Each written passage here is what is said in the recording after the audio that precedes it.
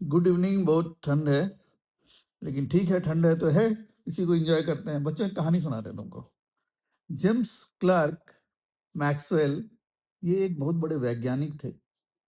और दुनिया के जितने बड़े बड़े वैज्ञानिक हुए, आइंस्टाइन वगैरह, ये भी इनसे काफी इंस्पायर्ड थे।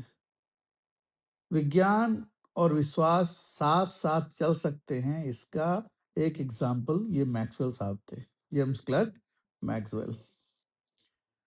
मैक्सवेल बहुत गहरी धार्मिक आस्था वाले व्यक्ति तो थे ही, साइंस में उनकी दिलचस्पी थी।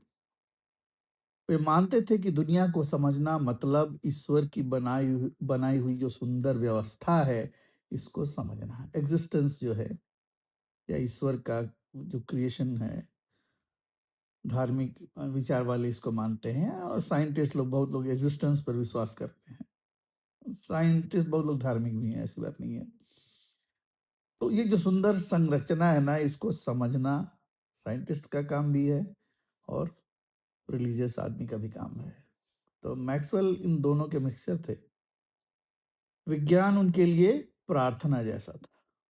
विज्ञान मतलब वैज्ञानिक चीजों में, वैज्ञानिक एनालिसिस में रुचि रखना उनके लिए क्या था? एक ईश्वर को समझने की एक प्रक्रिया थी। वे मानते थे कि एक छोटा सा विचार दुनिया बदल सकता है। मैक्सवेल ने बिजली और चुंबक को, यानी इलेक्ट्रिसिटी और मैग्नेटिज्म को, एक ही चीज के दो रूप बताए। इसी विचार से हमें क्या मिला? रेडियो, टीवी, मोबाइल फोन मतलब वाईफाई, सब कुछ बना, इंटरनेट।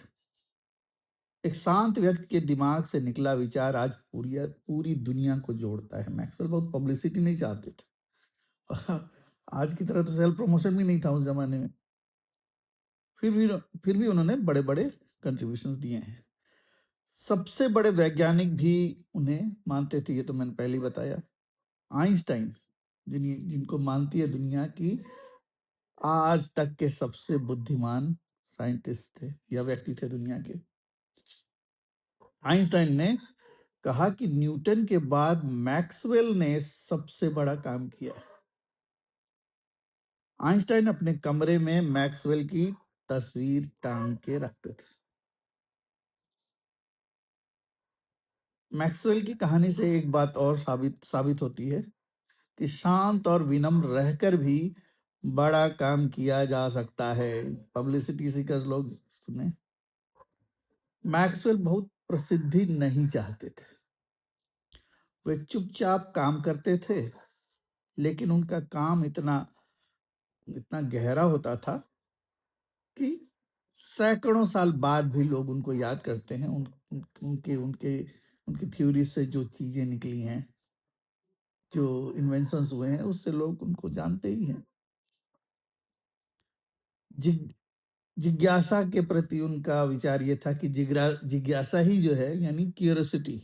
बच्चे जो क्वेश्चंस पूछते हैं ना, तो हमें इनकरेज करना चाहिए। हम कभी कभी उनको इनकरेज नहीं करते, हम डांट देते हैं कि बेकार के सवाल पूछ रहे हो। इन्हीं सवालों के बीच से ना इन्वेंशंस निकलते हैं।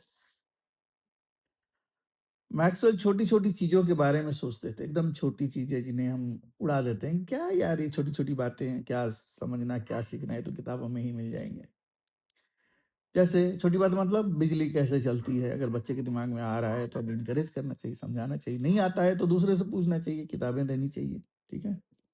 प्रकाश क्या है, एक और सवाल हो सकता है बच्चे का। यही सवाल सवाल वो पूछते रहते थे, और इन्हीं सवालों से इतने बड़े रहस्य जो खुले दुनिया में, वो इन्हीं सवालों की वजह से, जो वजह से खुले, जो मैक्सवेल साहब के दिमाग में आते थे। एक और उनका विचार ये था कि अगर आप अच्छा काम कर रहे हैं, और अगर आपका नाम यूं तो होगा, और नहीं भी होता है तो खास कुछ कुछ फर्क नहीं पड़ना चाहिए। बहुत लोग मैक्सवेल का नाम नहीं जानते हैं दुनिया में। न्यूटन ज्यादा फेमस है, आइंस्टाइन और भी फेमस है। लेकिन नाम के बिना भी हमारा, उनके उनके मतलब उनकी प्रसिद्धि के बगैर भी जो चीजें आई, जैसे फोन, इंटरनेट और बिजली, इससे हम लाभान्वित हुए हैं। अगला जनरेशन भी होगा, उसके आने वाले बाद के जनरेशन भी लाभान्वित होंगे। मतलब है कि